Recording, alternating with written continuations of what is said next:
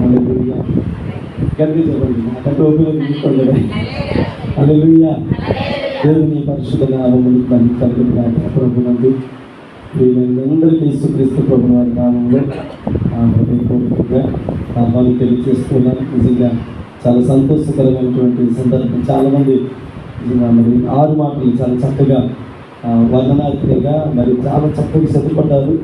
మరి సమయం అనుకున్నంత సమయం వారికి ఇవ్వలేకపోయాం కనుక దేవుని చిత్తమైతే మరొకసారి మీరు తీసుకున్నటువంటి సిద్ధపాటు కనుక దేవుని మందిరంలో ఖచ్చితంగా మళ్ళా దేవుడు మీకు అవకాశం ఇస్తారని సాగుగా సంతోషిస్తూ ఉన్నాను. అయితే మనము దీనికంటే కొద్ది నిమిషాలు మాత్రమే ఉంది కనుక బెల్ల అయిపోయినా మీరు ఎక్కడికి వెళ్ళొద్దు.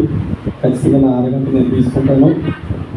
మళ్ళీ మీరు దొరకరు. గుడిపేట నెక్స్ట్ ఇయర్ వస్తారు కనుక అప్పటి వరకు నేను మిమ్మల్ని వదిలిపెట్టాలనుకుంటున్నాను. హల్లెలూయా. సరే, చివరి మాట మనం జ్ఞాపకం చేసుకుందాం. అప్పుడు యేసు గొప్ప శబ్దంతో కేక వేసి, తండ్రి నీ చేతికి నా ఆత్మను అప్పగించుకొనుచున్నాను అని అది మాట పలికిన కనుక 7వ మాట గురించి మనం జ్ఞాపకం చేసుకుంటే మరి శిలువ మరణం గురించి మనము 7 మాటలు ధ్యానాంశాలు 6 మాటలు చాలా చక్కటి అంశాలు.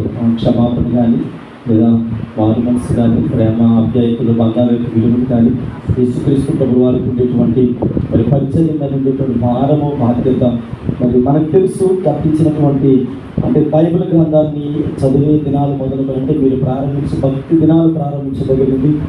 ఇంతవరకు కూడా నేర్చుకునేటువంటి అంశాలు ఏంటంటే బైబిల్ గ్రంథము మన జీవితాల కొరకే ప్రత్యేకించబడింది. అనగా దేవుని యొక్క మాట ఆయన తన జీవాత్మను మనకు ఉచితంగా ఇచ్చారు.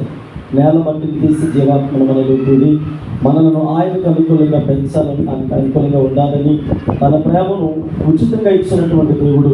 అయితే మానవ బలహీనతలను బట్టి మనకున్నటువంటి శరీర రుగ్మతలు లేదా అపవాది కనిపించేటువంటి ఆ చిన్నపాటి చనువు మనం అలా పడిపోవడం ద్వారా మరి దేవుడు మళ్ళా మన కొరికి లోకానికి వచ్చారు.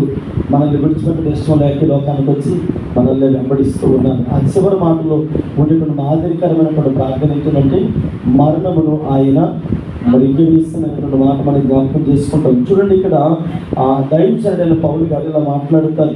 అయ్యా దేవుడు అనగా యేసుక్రీస్తు ప్రభుల వారు యేసుక్రీస్తు ప్రభుల వారు తను 33 సంవత్సరాల పరిచయ కాలంలో ఇక్కడ ఉండి తను శిలువ మరణం పొందారు. శిలువ మరణం పొంది ఆ చివరి మాటలు అంటారు, ఇక నా ఆత్మను నీ చేతికి అప్పగిస్తూ ఉన్నానయ్యా అంటారు. నా చేతికి అంటే దేవుని చేతికి మన ఆత్మను అప్పగించుకోవాలి. యేసుక్రీస్తు ప్రభుల వారు ఒక మాదిరికరమైన భక్తిని చూపిస్తూ ఉన్నారు. ఏంటి ఆ మాదిరికరమైన భక్తి అంటే క్రీస్తును అంగీకరించడం గొప్పతనం కాదు, రక్షణ తీసుకోవడం గొప్పతనం కాదు, లేదా వాక్యానుసారమైనటువంటి జీవితంలో నడుస్తున్నాను అని అలా భ్రమలో బ్రతికడం గొప్పతనం కాదు. కానీ క్రైస్తవ ప్రపంచం నేర్చుకోవలసినటువంటి ఆ చివరి వాస్తవం ఏంటంటే ఎన్ని సంవత్సరాలు భక్తి చేసినా, ఎన్ని సంవత్సరాలు మందిరంలో మనం కొనసాగించిన చివరి పిలుపు అనేది ఒకటి ఉంది. ఆ కడవరి పిలుపు అనేది మన జీవితాలకి ఏదో ఒక రోజు రాకుండా ఉండదు. కనుక మరణం అనేది తప్పదు. మానవులకి మరణం అనేది ఏదో ఒక రోజు వస్తుంది. అయితే ఆ మరణం వచ్చిన తర్వాత నీ ఆత్మ ఎక్కడికి వెళుతుంది అనేది ఖచ్చితంగా మనం వివేచన కలిగి ఉండాలి. నీ ఆత్మను అప్పగించేటువంటి వ్యక్తి ఆయన ఉన్నారు. ఆయనే మనం ఆరాధించేటువంటి దేవుడై ఉన్నాడు. కనుక యేసు ప్రభువు చూపించే మాదిరి ఏంటంటే తండ్రి నీ చేతికి నా ఆత్మను అప్పగించుకుంటాను అంటే ఇప్పుడు మనం ఏం చెప్పాలంటే అయ్యా నా ఆత్మను నీ చేతికి ఎవరికి అప్పగించాలి? యేసుక్రీస్తు ప్రభు వారికి అప్పగించాలి. ఎందుకంటే నీ నాసికారంధ్రాల్లో జీవాత్మను ఉందినటువంటి దేవుడు ఆయన కనుక ఆయనకి అప్పగించాలి. అప్పగించకపోతే ఆయన నీ జీవాత్మను మరి తన దగ్గర దాచుకోకుండా, తనకు అప్పగించకుండా నువ్వు వేరే విధంగా ప్రవర్తిస్తే అప్పుడు నీ ఆత్మ ఎక్కడికి వెళ్ళిపోతుంది? నిత్య నరకాగ్నిలోకి వెళ్ళిపోతుంది. అక్కడ ఆత్మ ఆరదు, అంటే అగ్ని ఆరదు, పురుగు చావదు. ఆ అగ్ని ఆరలేనటువంటి పరిస్థితుల్లో ఆత్మ కూడా ఆరిపోదట. ఎందుకు ఆరిపోదు?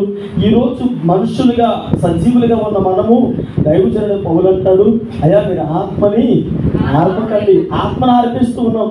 ఇక్కడ మనం ఆర్పొచ్చేమో కానీ నిత్య నరకములో ఆరదు. ఎందుకు ఆరదంటే ధనవంతుడు అంటాడు, అయ్యి బాబాయ్ నేను తట్టుకోలేకపోతూ ఉన్నాను. అక్కడ తప్పించుకునే నాదుడు లేదా తప్పించే నాదుడు ఉన్నాడు, నీకు ఒక చక్కటి అవకాశము దైవజనుడైన పౌలు అంటాడు, అయ్యా బ్రతుకుడు క్రీస్తు చావైతే లాభమే. అంటే నాకు ఎందుకు చావైతే లాభము?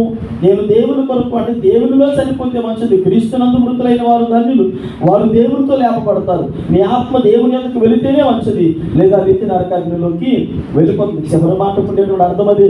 నీ ఆత్మని ఎవరికి అప్పగించగలుగుతూ ఉన్నావు? నీ ఆత్మను స్వాధీనపరుచుకునేవాడు కూడా ఉన్నాడు.